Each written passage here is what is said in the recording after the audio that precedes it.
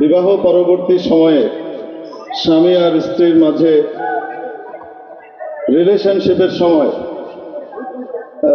যদি স্বামী জোর করে তাহলে এটাকে ম্যারিটাল রেপ হিসেবে, বৈবাহিক ধর্ষণ হিসেবে গণ্য করার প্রস্তাব দেওয়া হয়েছে।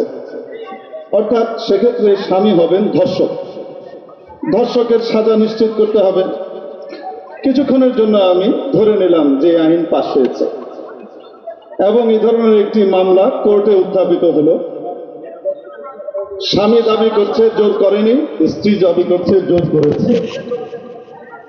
অতএব ধর্ষক প্রমাণিত করতে হলে সাক্ষী তো দরকার। আদালত দুজন সাক্ষী কোত্থেকে আনবেন আমি জানতে চাই। হেফাজতে ইসলাম বাংলাদেশের সম্মানিত শ্রদ্ধাভাজন মুরব্বিয়ানে কেরাম, উপস্থিত সংগ্রামী সাথী ও বন্ধুগণ, অদ্ভুত টাইপের কিছু প্রস্তাবনা পেশ করা হয়েছে। দুই একটা শুধু আমি পেশ করে বিদায় নেব।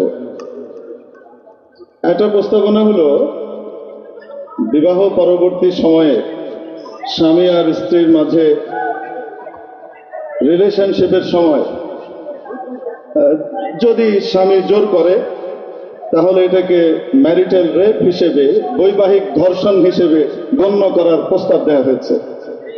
অর্থাৎ সেক্ষেত্রে স্বামী হবেন ধর্ষক, ধর্ষকের সাজা নিশ্চিত করতে হবে।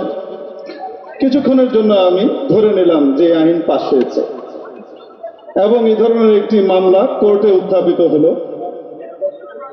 স্বামী দাবি করছে জোর করেনি, স্ত্রী দাবি করছে জোর করেছে। অতএব ধর্ষক প্রমাণিত করতে হলে সাক্ষী তো দরকার।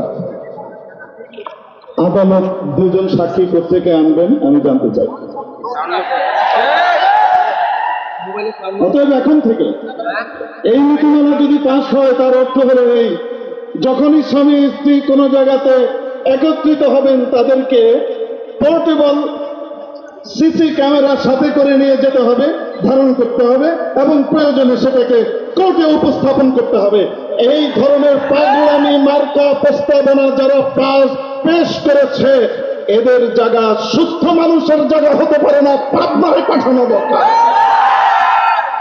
নম্বর 2, তারা বলেছে, এই উপস্থিতি তারা আরেকটি প্রস্তাব পেশ করেছে যে পতিতাদেরকে শ্রমিকের অধিকার দিতে হবে, মর্যাদা দিতে হবে। কেন? কারণ তারা তো অনেক সমাজে, যেহেতু তারা আছে, অতএব তাদেরকে স্বীকৃতি কেন দেয়া হবে না? তাদেরকে শ্রমিকের মর্যাদা দিতে হবে, পতিতা ব্যক্তি আর বেশ্যাপনাকে শ্রম বলে স্বীকৃতি দিতে হবে। কারণ কি? কারণ তারা অনেক, সমাজে তারা আছে। আমার প্রশ্ন হলো এই, সমাজে তো চোরও আছে, সমাজে তো অনেক ডাকাতও আছে, সমাজে অনেক ছিনতাইকারীও আছে। অতএব যেহেতু তারা অনেক আছে এবং তারা কাজ করে যাচ্ছে, তাদেরকেও তাদের চৌর্যবৃত্তি আর চুরি চামারিকেও কি শ্রমের মর্যাদা দেবেন? তাহলে আমাদের বাংলাদেশকে কোথায় নিয়ে যাওয়ার পাঁয়তারা তারা চালাচ্ছে। আমরা শুধু ছোট্ট একটি কথা আরোপ করতে চাই, ইসলামের বিরুদ্ধে অবস্থান নেওয়ার কারণে একজনকে কিন্তু 16 বছর পরে হলেও বিদায় নিতে হয়েছে। যেহেতু আমরা নারীদেরকে সম্মান করি, এজন্য কাপড় চোপড় সহ যেতে দেওয়া হয়েছে। যদি কেউ পশ্চিমাদের এজেন্ডা এদেশে বাস্তবায়ন করে এদেশের কৃষ্টি কালচারকে বদলে দিতে চায়, আমরা বলতে চাই কাপড় সহ যেতে পারবেন না।